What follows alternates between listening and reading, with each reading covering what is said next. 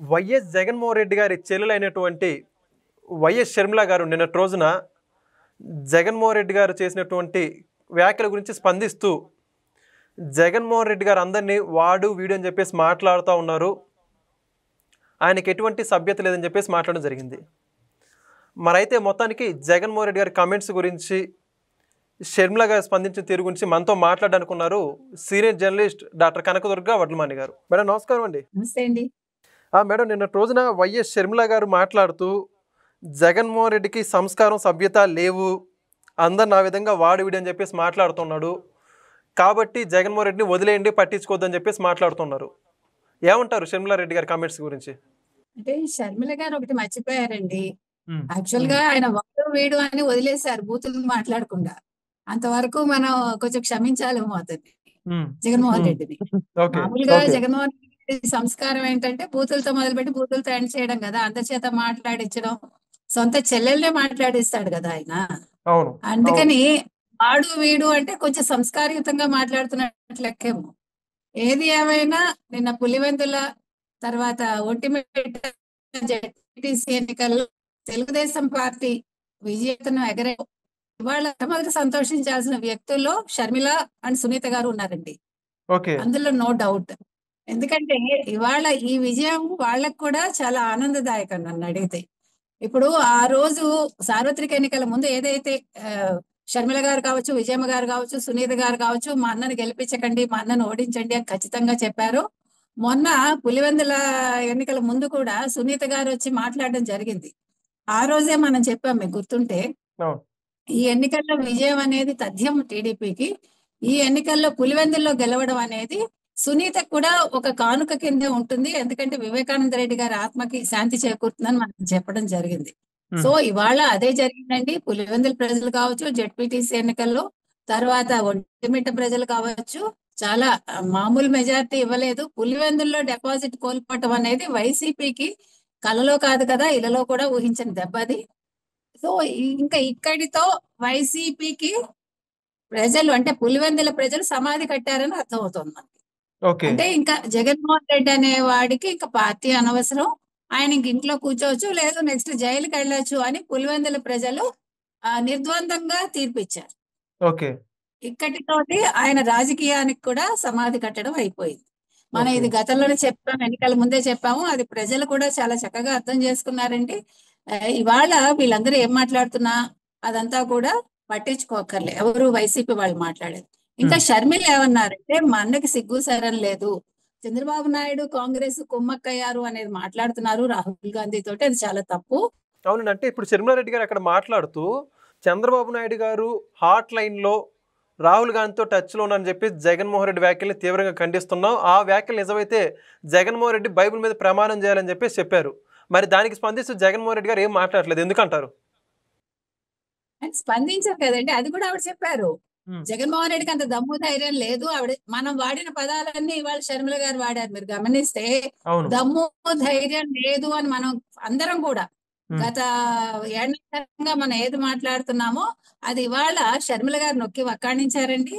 దమ్ము ధైర్యం లేదు, బైబిల్ మీద ప్రమాణం చేయలేడు, ఎందుకంటే ఆయన గత 5 సంవత్సరాలుగా 6 సంవత్సరాలుగా మోదీ గారితో, ముఖ్యంగా బీజేపీతో ఆయన కుమ్మక్కై ఉన్నారు. చంద్రబాబు నాయుడు గారు రాహుల్ గాంధీ గారితో హాట్ లైన్ లో టచ్ లో ఉన్నారనేది ఖచ్చితంగా అబద్ధం అని ఆవిడ ఇవాళ చెప్పడం జరిగింది. కాబట్టి ఇవాళ ఆవిడ అడుగుతున్నది ఏదైతే ఉందో షర్మిల గారు, అది ఇవాళ తీర్చాల్సిన బాధ్యత జగన్మోహన్ రెడ్డి మీద ఉంది. కానీ జగన్మోహన్ రెడ్డి అంత సాహసం చేయరు. ఆవిడ ఇంకో మాట కూడా అన్నారు, మీరు అసెంబ్లీకి వెళ్ళండి, అసెంబ్లీకి వెళ్లకుండా ఇంట్లో ఎందుకు కూర్చుంటారని ప్రశ్నించారు. అసెంబ్లీకి వెళ్లే ధైర్యం లేదు కాబట్టే జగన్మోహన్ రెడ్డి అసెంబ్లీకి ఎందుకండి, పులివెందులకు వెళ్ళగలిగాడా ఆయన? పులివెందుల ప్రజల్ని ఫేస్ చేయగలిగాడా? వాళ్ళ 100 కోట్ల పైగా ఆయన జెడ్పీటీసీ ఎన్నికల్లో ఖర్చు పెట్టి ముందు రోజు రాత్రి పంచితే ప్రజలు నీ డబ్బు ఎవరికి కావాలి అని తోసిపుచ్చినట్టే కదా. అంటే ఇప్పుడు 100 కోట్లు ఖర్చు పెట్టిన కూడా పని అవ్వలేదు, ఎందుకంటారు కారణం అక్కడ?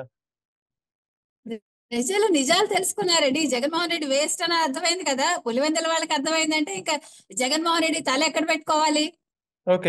పులివెందుల ప్రజలకు అర్థమైంది అంటే ఇవాళ వైసీపీ ఏం చేస్తుంది, ఇవాళ వైసీపీలో వాళ్ళు వచ్చి అక్కడంతా కూడా అధికార దుర్వినియోగం జరిగింది, పోలీసులు అధికారం ఉన్న ప్రభుత్వాన్ని కొమ్ము కాశారు, ఇవన్నీ మాట్లాడుతుంటే సిగ్గుగా ఉంది. ఇవాళ ప్రజాస్వామ్యయుతంగా ఎన్నికలు జరిగాయి. ఇవాళ ఒక ముసలతను కూడా ఒక ఇది వేశాడు కదా చిట్టి, అందులో అవునా, ఏం చిట్టి వేశాడు కూడా ఆయన? బాగా వైరల్ అవుతుందండి. దాని గురించి మీ స్పందన వైరల్ ఏంటి? అవుతుంది కదా. ఇంక దీనికి సమాధానం చెప్పమనండి. అది ఎవరైనా అడిగారా అతను వేయమని? ఆయన తనంతట తాను వేశారు. ఏమని వేశారు? ఇంతకాలానికి మొదటిసారి నేను ఓటు వేస్తున్నాను పులివెందుల్లో. ఒకటి. రెండోది, వివేకానంద రెడ్డి ఆత్మకి శాంతి చేకూర్చండి, ఆ కేసును తొందరగా ముగించండి అని అడిగాడు ఆయన. అవునా? అవును. అంటే ఇప్పుడు మరి మొత్తంగా అది పులివెందుల ప్రజాస్వామ్యానికి నిదర్శనంగా ఆ చిట్టిని మనం అనుకోవచ్చా, లేకపోతే ఆ ఒక్క వ్యక్తి ఓటర్ గానే మనం చూడాలా? లేదండి, మొత్తం కడపకే మీరు తీసుకోండి. కడపకే తీసుకుంటాం. పులివెందులకి పరిమితం కాకండి. మొత్తం కడప నియోజకవర్గానికి ప్రతినిధిగా ఆయన వేశారు. కడప ప్రజలు ఏనాడో తెలుగుదేశానికి పట్టం కట్టారు. ఇవాళ ఒంటిమిట్ట కంటే కూడా ముఖ్యం మనకి పులివెందుల. పులివెందుల్లో పులులు లేరు, ఇప్పుడు మనుషులే తిరుగుతారు. ఒక సింగిల్ పులి కూడా పారిపోయింది అని చెప్తున్నారు ప్రజలు. ఎందుకంటే పులి తోక ముడుచుకుంది కాబట్టి పిల్లిలాగా ఇక్కడ కూర్చుంది. ఎక్కడ కూర్చుంది? తాడేపల్లిలోనో ఎలహంకలోనో కూర్చుంది. అవునా? అవును. దమ్ముంటే పులి అయితే మన పులివెందుల జడ్పీటీసీ ఎన్నికల్లో ఆయన వెళ్లి ప్రచారం చేసేవారు. అవునా? అవును. కాబట్టి ఇవాళ చంద్రబాబు నాయుడు గారు కావచ్చు, లోకేష్ గారు కావచ్చు, వ్యూహాత్మకంగా ఏదైతే చేశారో, అంటే టిట్ ఫర్ టాట్ అంటాం చూడండి. ఇప్పుడు కుప్పంలో గెలవడం గొప్ప కాదండి. ఎవరు? వైసీపీ వాళ్ళు. పులివెందుల్లో ఇవాళ తెలుగుదేశం గెలవడం అనేది అత్యద్భుతం. అది అసలు ఇది నా భూతో నా భవిష్యత్తు. ఇవాళ నుంచి అంటే ఎప్పుడైతే నిన్న రిజల్ట్ వచ్చిందో, రిజల్ట్ కి ముందు 12వ తారీఖు ఏ రోజు అయితే పోలింగ్ జరిగిందో ఆ రోజు నుంచి ప్రజాస్వామ్యం పరిఢవిల్లింది అక్కడ. ప్రజలు ఊపిరి పీల్చుకున్నారు. ప్రజలు తెలుగుదేశం కూటమిని కోరుకుంటున్నారు. ఖచ్చితంగా మళ్ళా అంటే ఇంకా ఫ్యూచర్ లో కనీసం ఆయన మాటల్లో చెప్పాలంటే, జగన్మోహన్ రెడ్డి గారి మాటల్లో, మరో 20-30 సంవత్సరాలు వైసీపీ వాళ్ళు మర్చిపోవచ్చు పులివెందులు. డౌటే లేదు అందులో. కాబట్టి ఇవాళ షర్మిల గారు ఏదైతే చెప్పారో, అన్నా నువ్వు వెళ్ళు అసెంబ్లీకి అన్నారు. కానీ ఆయన అసెంబ్లీకి వెళ్ళాడు. ఇవాళ ప్రజలు ఎందుకు తిరస్కరించారు? అసెంబ్లీకి వెళ్లే దమ్ము లేని మొగాడివి నువ్వు పులివెందుల్లో ఏం చేస్తావు, ఏం పీకుతావు అన్నట్టే మాట్లాడారు. అవునా కాదా? ఇవాళ నువ్వు వేస్ట్ జగన్మోహన్ రెడ్డి అని ఒక తీర్పు తోటి వాళ్ళు నిర్ణయించారండి. కాబట్టి జగన్మోహన్ రెడ్డి ఎలాగా అసెంబ్లీకి వెళ్ళడు. ఆయన ఏదో ఒక వంక వెతుక్కుంటాడు. నాకు ప్రతిపక్ష నేత హోదా అంటాడు, మరొకటి అంటాడు, సెక్యూరిటీ అంటాడు. ఈ సెక్యూరిటీ కోరుకునే మనిషి మనకు అక్కర్లేదని ప్రజలు అనుకున్నారు. ప్రజలతో తిరిగి ప్రజలతో మమేకం అవ్వగలిగే ఒక నాయకుడు ఈ రోజు పులివెందుల వాళ్ళకి కావాల్సి వచ్చారు. అందుకే ఒక మహిళను ఎన్నుకున్నారు. మహిళకు ఇవాళ ఎవరైతే నెగ్గారో లత గారు, ఆవిడ జాగ్రత్తగా ఉండాలండి. కొద్ది రోజులు సిన్సియర్ గా మనం ఇది చెప్తున్నాము. ఎంత పోలీస్ పహారా ఉన్నా, ఎంత ఉన్నా మనం వీళ్ళని నమ్మడానికి లేదు జగన్మోహన్ రెడ్డిని కదా, అవినాష్ రెడ్డిని. ఎందుకంటే సొంత బాబాయిని ఆ రకంగా చేయించిన వాళ్ళు, ఈ పగతో రగిలిపోయే వాళ్ళు ఏం చేస్తారో మనకు తెలియదు. కాబట్టి లత గారు కొంచెం జాగ్రత్తగా ఉండాలని సందర్భంగా మనం చెప్తున్నామండి. ఏది ఏమైనా ఇవాళ తెలుగుదేశం తన కేతనాన్ని ఎగరవేసింది. ఇది మామూలు విక్టరీ కాదండి. సార్వత్రిక ఎన్నికల్లో నెగ్గిన దానికంటే కూడా ఇవాళ పులివెందుల ఎన్నికల్లో తెలుగుదేశం కూటమి నెగ్గడం అనేది నిజంగా అత్యద్భుతం.